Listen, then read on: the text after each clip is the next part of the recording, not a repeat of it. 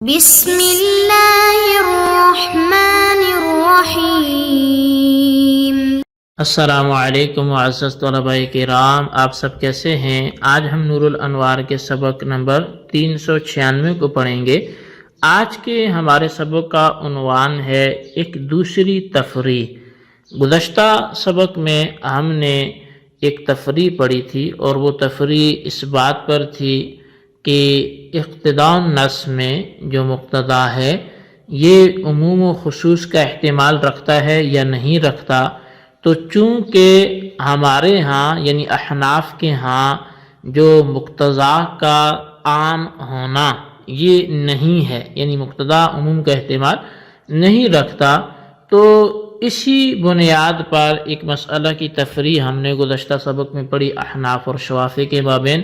تو آج کے سبق میں ہم اسی حوالے سے ایک دوسرا مسئلہ پڑھیں گے جو کہ مقتدا کے عام نہ ہونے پر دوسری تفریح ہوگی۔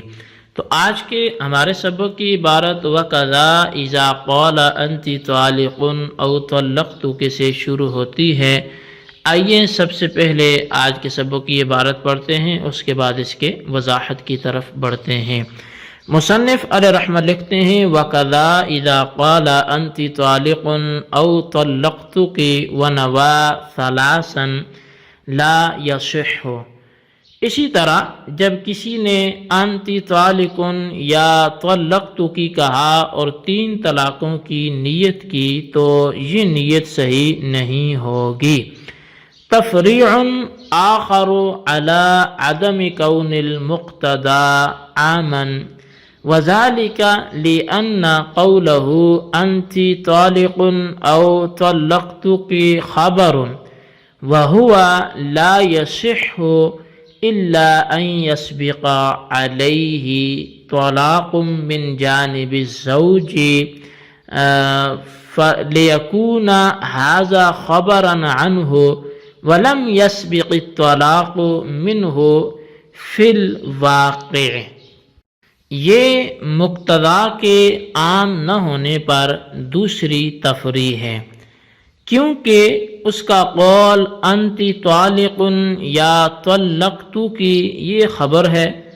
اور یہ خبر صحیح نہیں ہوگی مگر یہ کہ شوہر کی جانب سے اس پر طلاق سابق ہو جائے، یعنی پہلے سے طلاق ہو جائے، تاکہ یہ کلام اس طلاق کی خبر ہو سکے، حالانکہ شوہر کی طرف سے واقع میں پہلی طلاق نہیں گزری ہوئی۔ فَلِضَرُورَةِ تَصْحِيحِ الْكَلَامِ وَصِدْقِهِ قَدَّرْنَا أَنَّ الزَّوْجَ قَدْ طَلَّقَهَا قَبْلَ ذَلِكَ وَهَذَا إِخْبَارٌ مِّنْهُ۔ تو پس کلام کو صحیح اور صادق قرار دینے کی ضرورت کے پیش نظر ہم نے یہ مقدر کر لیا کہ شوہر نے اس کو اس سے پہلے ہی طلاق دے دی ہے اور یہ جو کلام ہے یہ اسی کے متعلق خبر دینے کے لیے ہے۔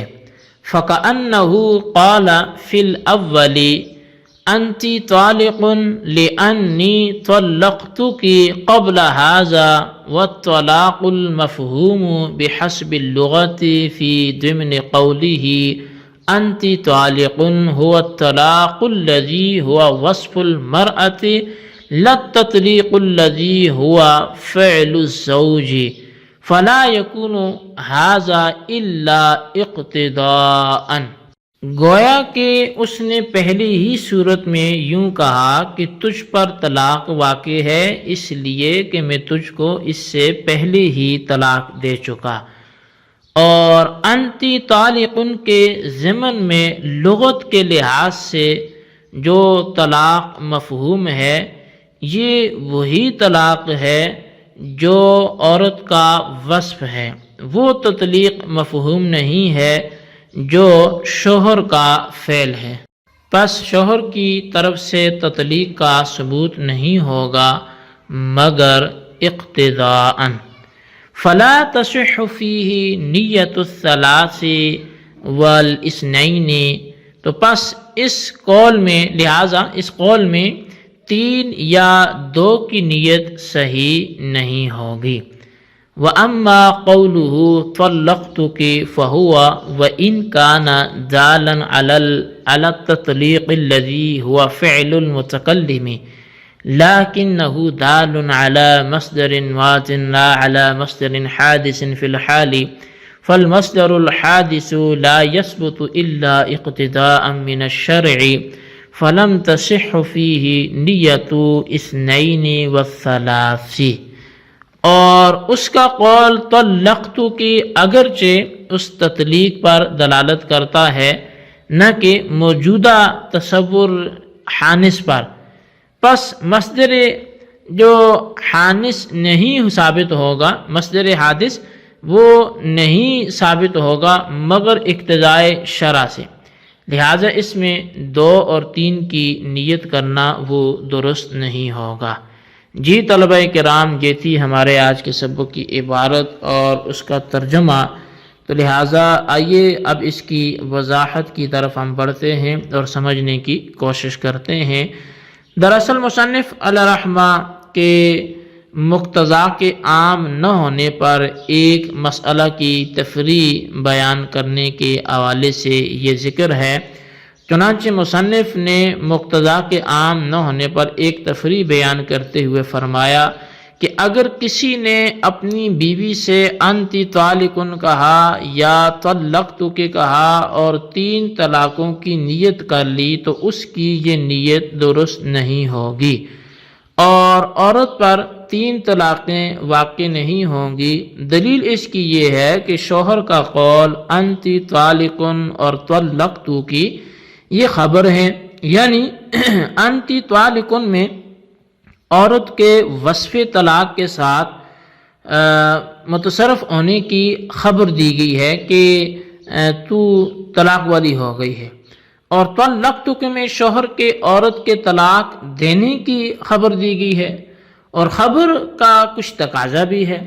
اور وہ تقاضا یہ ہے کہ خبر یہ تقاضا کرتی ہے کہ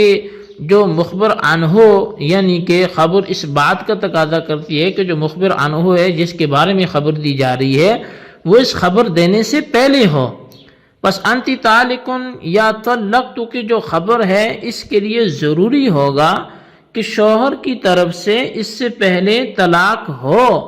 تاکہ یہ کلام جو ہے انتی طالقن یا طلقتک یہ طلاق سابق کی خبر ہو سکے۔ حالانکہ اس سے پہلے شوہر کی طرف سے نفس الامر میں دیکھا جائے تو کوئی طلاق بھی نہیں ہوئی۔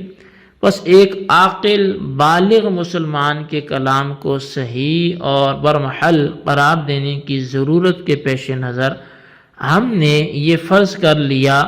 کہ شوہر نے اس کلام انتی طالقن یا طلقتک